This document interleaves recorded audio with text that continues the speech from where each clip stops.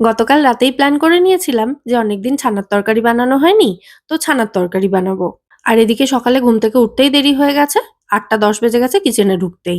৯টার মধ্যে কমপ্লিট করতে হবে। রীতিমতো নিজের সাথে চ্যালেঞ্জ নিয়ে ছানার তরকারি বানাতে নামলাম। তো প্রথমেই আমি ১.৫ লিটার দুধ নিয়েছি, ফুল ক্রিম দুধ নিয়েছি। আর দুধটা কাটিয়ে ছানা তৈরি করে নেব। নিরামিষ দিনের জন্য আমার বাড়ির সকলের ভীষণ প্রিয় একটা পদ এটা। নরম তুলতুলে ছানার টুকরোগুলো মুখে দিলেই মিলিয়ে যায় আর ভাত রুটি সবকিছুর সাথেই খেতে দুর্দান্ত লাগে।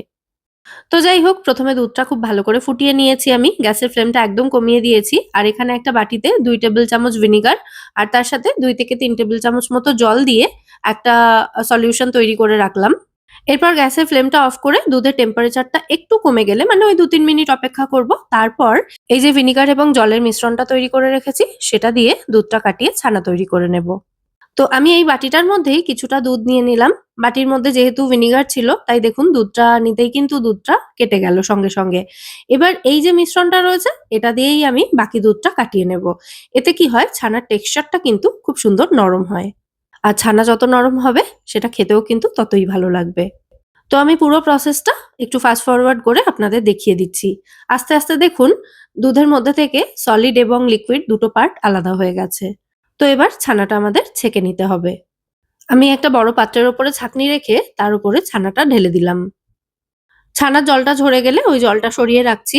আর ছানাটাকে এবার একটু ভালো করে ধুয়ে নেব। তাতে ভিনিগারের যে টক ভাবটা সেটা কিন্তু ছানা থেকে পুরোপুরি বেরিয়ে যাবে। তো ২ কাপ মতো জল দিয়ে ছানাটা আমি ধুয়ে নিচ্ছি।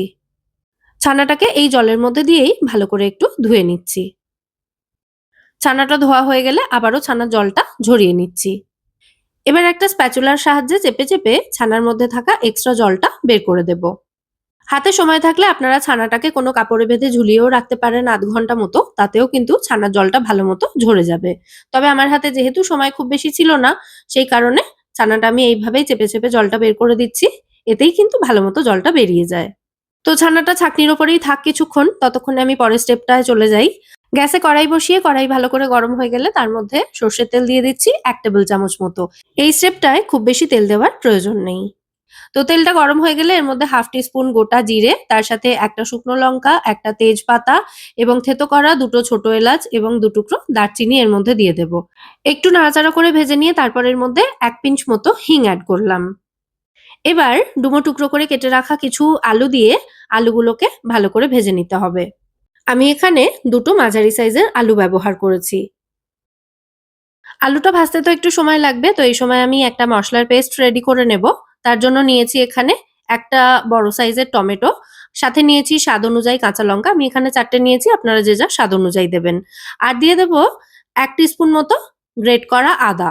আদাটা ছোট টুকরো করে কেটেও দেওয়া যায়। তবে আমি আদার রস বের করার জন্য আদা বেশ খানিকটা গ্রেট করেছিলাম, সেখান থেকেই নিয়েছি।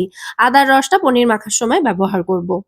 আচ্ছা, এবার এই মসলার পেস্টটা তৈরি করার সময় আমি এর মধ্যে বেশ কিছু গুঁড়ো মসলা দিয়ে দেব। নুন, হলুদ গুঁড়ো, কাশ্মীরি লঙ্কা গুঁড়ো আর একটু জিরে গুঁড়ো দিয়েছি। সমস্ত উপকরণ একসাথে মিহি করে বেটে নেব। এদিকে এতক্ষণে আলুগুলো ভালোমতো ভাজা হয়ে গেছে। তো এবার এই মসলার পেস্টটা আলুর মধ্যে ঢেলে দিলাম। দিয়ে ভালো করে সমস্ত উপকরণ একসাথে মিশিয়ে নিয়ে মসলাটাকে আলুর সাথে খুব ভালো করে কষিয়ে নিতে হবে। মসলাটা কষানোর সময় গ্যাসের ফ্লেমটা আমি কমিয়ে দিয়ে কড়াইটাকে ঢাকা দিয়ে দিয়ে মসলাটা কষিয়ে নেব। ৩-৪ মিনিট সময় নিয়ে মসলাটা ভালো করে কষিয়ে নেওয়ার পর মসলা থেকে যখন তেল ছেড়ে যাবে তখন এর মধ্যে মসলার জারটা ধুয়ে সামান্য একটু জল দিয়ে দিচ্ছি আগে। এটা ভালো করে মসলার সাথে মিশিয়ে নিয়ে তারপর এর মধ্যে গ্রেভির জন্য পরিমাণ মতো গরম জল এড করব। আর যেহেতু এখন মটরশুঁটির সময়, তাই আমি এই তরকারিতে দেওয়ার জন্য যে জলটা গরম করেছি তার মধ্যে কিছু মটরশুঁটিও দিয়ে সেদ্ধ করে নিয়েছি। তো এবার মটরশুঁটি সমেত গরম জলটা এর মধ্যে ঢেলে দিলাম। আর যে যেমন গ্রেভি রাখতে চান জলটা অবশ্যই সেই হিসেবে দেবেন। জলটা দিয়ে ভালো করে মিশিয়ে নেওয়ার পর কড়াইটাকে ঢাকা দিয়ে আলু সেদ্ধ হওয়া পর্যন্ত এটাকে রান্না করব। আর ততক্ষণে এবার ছানাটা মেখে নেব। একটা বড় থালার মধ্যে আমি ছানাটা নিয়ে নিয়েছি। তার সাথে নিয়ে নিচ্ছি ২ চামচ মতো ময়দা, স্বাদ অনুযায়ী নুন, সামান্য একটু লঙ্কা গুঁড়ো, একটু ভাজা মসলার গুঁড়ো আর দিয়ে দেব একটু গরম মসলার গুঁড়ো। আর সাথে যে আদার রসটা রেডি করে রেখেছিলাম সেটাও দিয়ে দিলাম। দিয়ে এই সমস্ত উপকরণ একসাথে খুব ভালো করে মেখে নেব। অবশ্যই হাত দিয়ে মাখবেন, তাহলে মাখাটা কিন্তু একদম পারফেক্ট হবে। ২-৩ মিনিট সময় নিয়ে ছানাটা একদম মসৃণ হওয়া পর্যন্ত এটাকে আমি মেখে নিচ্ছি। দেখুন ছানাটা ভালো করে মাখার পর এরকম সুন্দর একটা ডোয়ের শেপে চলে এসেছে এটা। তো এটাকে একটু ফ্ল্যাট করে নিতে হবে। মানে এটাকে ছড়িয়ে এভাবে একটু সমান করে নিতে হবে। তারপর এটা থেকে ছোট, ছোট টুকরো কেটে নিতে হবে। তো একটা ছুরির সাহায্যে আমি এভাবে চৌকো করে কেটে নিচ্ছি। আপনারা নিজেদের পছন্দ মতো শেপে এটা কেটে নিতে পারেন। খুব সহজেই দেখবেন ছানার টুকরোগুলো থালা থেকে উঠে আসবে। তো এবার এই যে তরকারির কড়াইটা রয়েছে সেটাকে আমি পাশের বার্নারে শিফট করে দিচ্ছি। আর এই বার্নারে একটা ফ্রাইং প্যান বসিয়ে ভালো করে গরম করে তার মধ্যে ২ চামচ মতো ঘি এড করছি। আপনারা চাইলে ছানার টুকরোগুলোকে ডিপ ফ্রাইও করতে পারেন। তবে আমি এখানে এগুলোকে শ্যালো ফ্রাইও করব না, জাস্ট অল্প ঘি দিয়ে সেঁকে নেব। তো ঘিটা গরম হয়ে গেলে ছানার টুকরোগুলো থালা থেকে তুলে এই ফ্রাইং প্যানের মধ্যে আমি দিয়ে দিচ্ছি। কয়েকটা ছানার টুকরো হাত দিয়ে তোলার পর বাকিগুলোকে আমি এভাবে স্প্যাচুলা দিয়ে তুলে নিয়েছি। যাই হোক, ১ম এ যে ছানার টুকরোগুলো দিয়েছিলাম ঘিয়ের মধ্যে সেগুলো ভাজা হয়ে গেছে এক সাইড থেকে। তো এবার এগুলোকে আমি উল্টে দিচ্ছি। তারপর আরো বাকি কয়েকটা ছানার টুকরো দিয়ে ১ম ব্যাচে এগুলোকে আমি ভেজে নেব। তো আমার ১ম ব্যাচের ছানার টুকরোগুলো ভেজে নেওয়া হয়ে গেছে। এগুলোকে আমি ফ্রাইং প্যান থেকে তুলে নিচ্ছি। আর একই রকমভাবে বাকি সমস্ত ছানার টুকরোগুলো ভেজে রেডি করে নেব।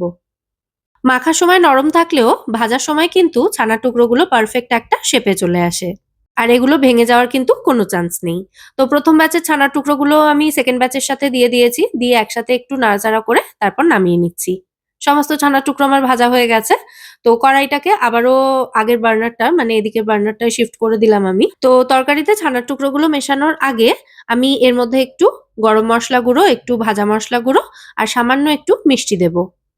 ভাজা মসলাগুলো কি করে বানিয়েছি সেটার একটা শর্টস ভিডিও আমার চ্যানেলে আপলোড করা রয়েছে। লিংক আমি ডেসক্রিপশন বক্স আর কমেন্ট সেকশনে দিয়ে দেবো। ওখান থেকে চেক করে নিতে পারেন আপনারা। তো এখানে দেখুন আলুটাও কিন্তু ভালো মতো সেদ্ধ হয়ে গেছে। এবার এর মধ্যে ভেজে রাখা ছানার টুকরোগুলো দিয়ে দিচ্ছি। ভালো করে একবার নাড়াচাড়া করে মিশিয়ে নিয়ে তারপর কড়াইটাকে ঢাকা দিয়ে এটা রান্না হতে দেব আরো ২-৩ মিনিট মতো। কড়াইটা আমি ঢাকা দিয়ে দিলাম। আর গ্যাসের ফ্লেমটা এই সময় মিডিয়ামে রেখেছিলাম।